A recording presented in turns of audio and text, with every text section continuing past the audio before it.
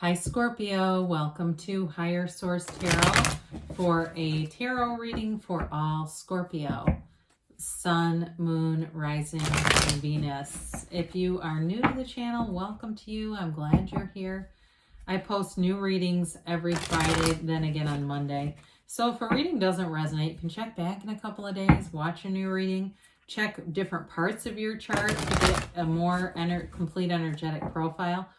Or even look around on the Monday readings because the style is different every week. So there's a pick a card reading, a love reading, and then there are Celtic cross style readings that are a little longer, a little more in depth if you're looking for that. Thanks to all of you for supporting the channel by subscribing, hitting that like button, and just watching the readings. I do appreciate it all. This sure is fun, so we'll keep doing it. And if you're new and you like tarot and you like this channel, I'd love to invite you to subscribe to Higher Source Tarot. Then you'll know when anything new is posted. All right, what advice do you have for Scorpio? Sun, Moon, Rising, and Venus. What does Scorpio need to know, please? What messages do you have for Scorpio, please? So we'll begin here with the tarot, and then we'll have the angel answers cards as well. You've got the Queen of Pentacles, Strength. The Knight of Cups, the Hermit. The Three of Wands, the Seven of Pentacles. The Three of Cups. And, oh God, that's cool. You've got 3 threes. That's pretty exciting. I mean, threes are all about, you know, building and moving forward and synergy. I mean, it's a wonderful number to have. It's growth and development. I mean, it's expansion in all areas. So as we look at this, you've definitely got Virgo and Leo here. You've got fire, water, and you've got earth here, of course. So with the Queen of Pentacles, you've got an energy here of being connected to your community in some way. There's definitely good financial aspects in this reading with the 7, the 3, and this Queen of Pentacles, okay? And so if you've been waiting on money too with the Strength card, or waiting for an offer on something, if it's an offer on a house, a car, or even stuff you've got posted online, you're going to be pleased with the outcome on that. There's a pride in this though. It's like she's humble, but she's proud. And so some of you are kind of quietly going along. You're kind of just focused on doing you. You're doing your thing. But there's like this sense of, it's like I just feel inside this fulfillment, this, it's a warm, like a full feeling, you know, you're whole. And that's really what the tarot is about, really. It represents, each card represents an experience that the person has to have in order to feel whole. And so anyways, there's something about this that just brings things together. It's also though a really kind of a mature and kind energy, very down to earth.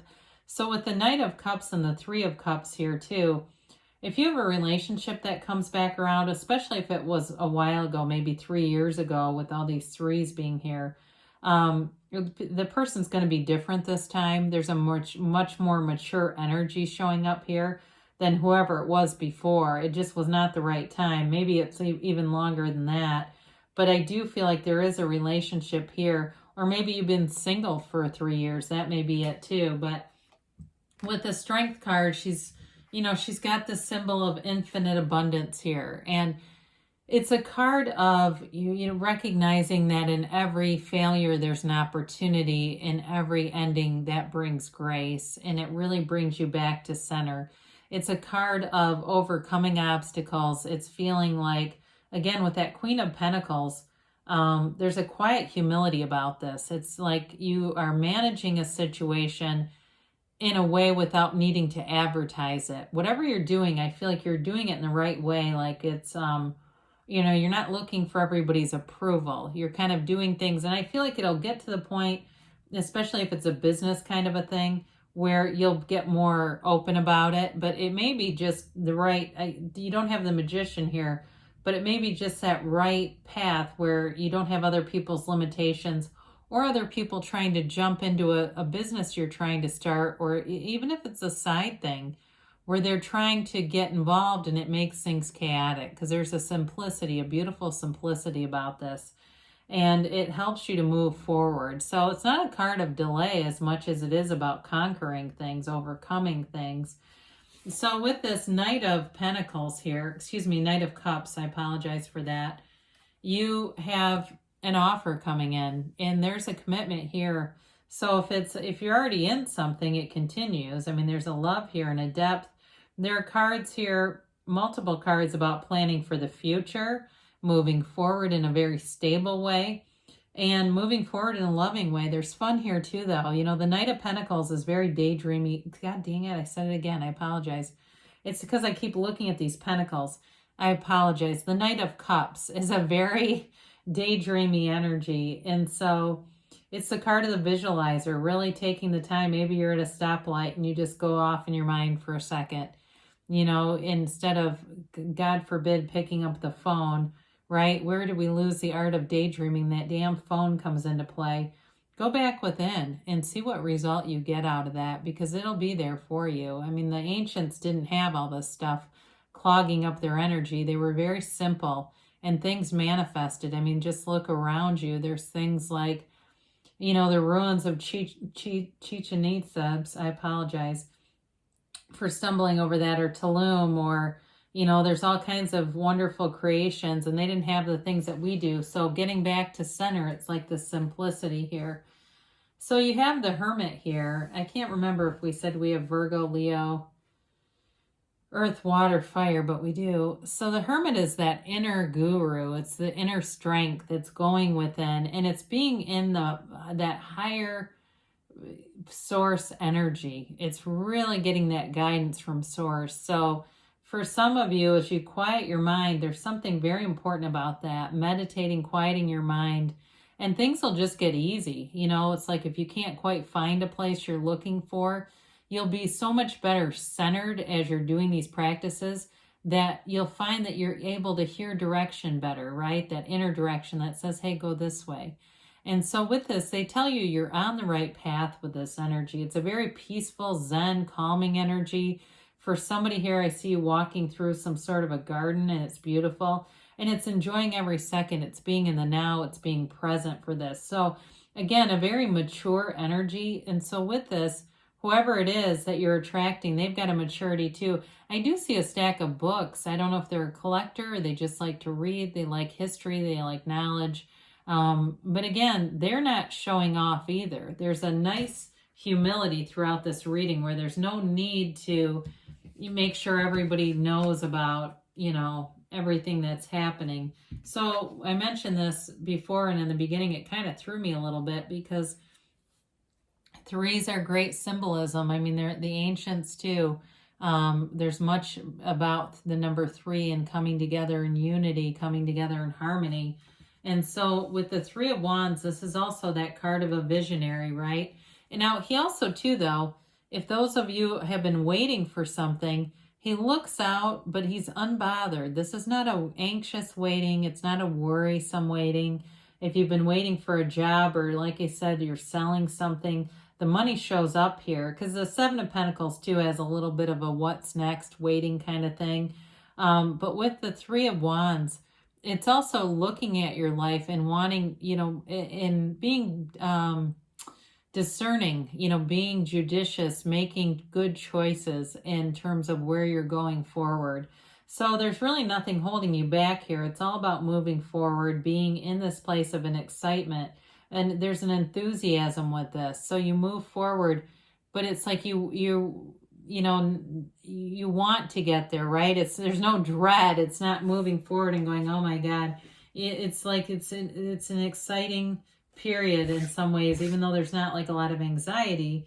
It's still a lot to look forward to. So with the 7 of Pentacles, I mentioned before, it can be that time of wondering, when is this going to happen, or what's happening? But I also see it as you're seeing those manifestations. It's like the money and the movement forward. I do feel like somebody here is getting paid from another country, and that's been part of the delay, but the money does show up. So if you've been sponsored for something or something like that, sometimes that happens where there's a little bit more of a lag. But either way, you're seeing the manifestations. And again, in terms of a relationship too, you may find you're getting more attention if you're not in something, or you're making plans with somebody that you are already involved with. So we talked a little bit about the potential for a reunion with this Three of Cups, but either way, it's still a very celebratory energy. It can be about going out, getting yourself out there. If you do, like I said, you're going to get attention. And it may be people who, they strike up a conversation and they clearly are asking, they're trying to get information about whether or not you're single, you're available. So enjoy it, it's flattering. But with the Three of Cups, it is a feeling of bliss. It's being in this place of abundance in terms of friendships, going out, being around people that you enjoy. And again, with the Three of Pentacles, there's harmony here. The Three of Pentacles is all about building a future. It's building things together in a way where you see things or complement each other. If your ideals don't align exactly, it's okay. It's like, oh God, I didn't think about it that way. It's getting more information about things and working really well with the people around you. So again, you may find you don't come completely out about whatever you're doing if there's a little side business happening. But as you go through, you'll find the right people.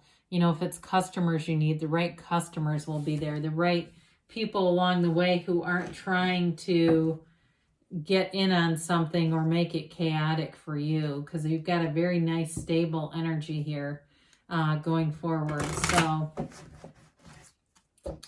let's see here about the angels for Scorpio.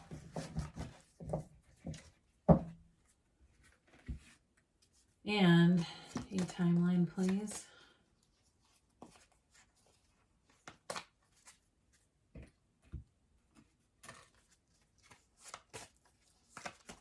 Oh man, that's kind of scary.